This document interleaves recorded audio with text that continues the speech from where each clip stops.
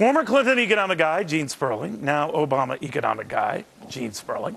Former Clinton commerce guy, William Daley. Now Obama chief of staff guy, William Daley.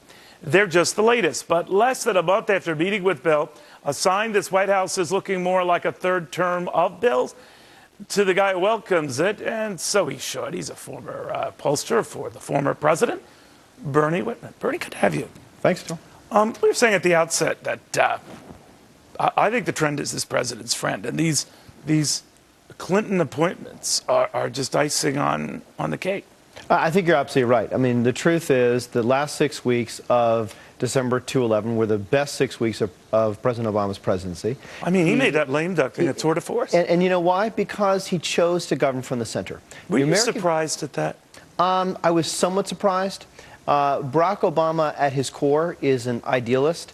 Bill Clinton is a pragmatist and a political realist. And I think what Barack Obama recognized in the aftermath of the election is the American people are not saying the Democrats are wrong, the Republicans are right, the Republicans are wrong, the Democrats are right. What they're saying is, we want you to govern from the center. We want a moderate, independent style government where the two parties put aside their partisan differences, come together, stop screaming at each other. Well, they did say at least more often that more Democrats were wrong. Well, it was a balancing act. They wanted more balance in. They felt that their government was not balanced enough, and they brought it to the center. Now, my great hope would be going forward, Obama would adopt a Clintonian approach, compromise where necessary, stand fast on principles where compromise is not wise for the American people, and be able to push things forward, grow the economy, create more jobs.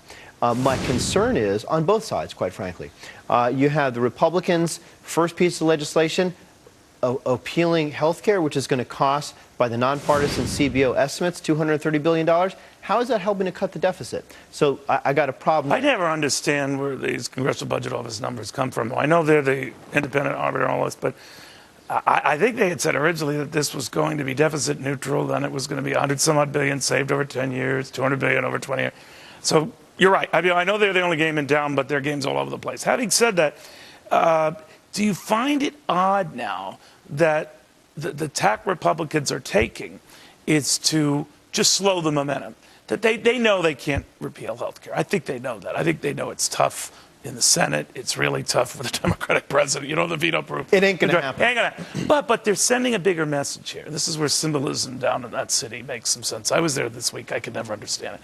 But the symbolism being the spending is stopping. It's not only not growing, it's just stopping. It's going to slowly start reversing. Now, how does the president deal with that? I think the president has to engage with Congress, but where I think we need to focus our attention is on further work on the economy, further efforts to create jobs, not focus on effectively scoring political points. I agree with you, Bernie. But what if the message is from the improvement we've been seeing, and that in this, and I know the president called this second stimulus, this largely tax cut package, and he discovers that tax cuts or keeping the rates where they were, payroll tax, whatever you want to call it, does spur the economy. Is he going to have like a come to Moses, Jesus, Buddha, your designated savior moment and say, hey, gee, well, obviously the spending doesn't work. The tax cuts do. Well, hold on. Because I think it's unfair to say that the spending that we put into the economy did not help. Did it get us the type of growth that we need? Did it get us the type of job creation we need? No. Did it absolutely, in my opinion, prevent us from falling from the Great Recession into the Great Depression? Absolutely. Well, you and I can argue that. But I will give you this, Bernie. What if this provides more bang for the buck? Would this president then, as Bill Clinton did in later years, you know, people forget Bill Clinton cut a lot of business-related taxes, a lot of investment taxes, and a lot of taxes besides that top rate that everyone focuses on. Would this president follow up and do that sort of stuff, recognizing, you know, that's what does it? My great hope for this president or any president would be to adopt a learn model. So that means if you do something and it actually works, regardless of whether it's considered a Democratic principle or a Republican type of approach, that you implement it and you replicate it. And you're able to replicate it both federally and in the states. Because I think Bill Clinton would do that. I think he did that because he was a pragmatist about that. And you're right. Barack Obama did that, certainly a lot sooner than I thought he would. In fact, I didn't think he ever would.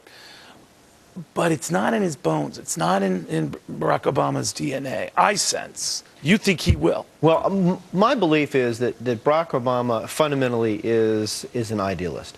And he's got to get comfortable with deal-making in which he has got to give up some ideals that he may cherish and his base may cherish. Right. But in order to push the American economy forward and to govern for the center of the American people, compromise is absolutely necessary. A divided government actually, and you're going to be shocked when I say this as a Democrat, but divided government can work, provided that both parties are willing to put aside the differences, focus on what really matters, and not be obscured by sideshows like trying to repeal health care, or why John McCain is on a jihad to now repeal the repeal of Don't Ask, Don't Tell is completely beyond me. These are sideshows that we as Americans do not deserve and cannot afford.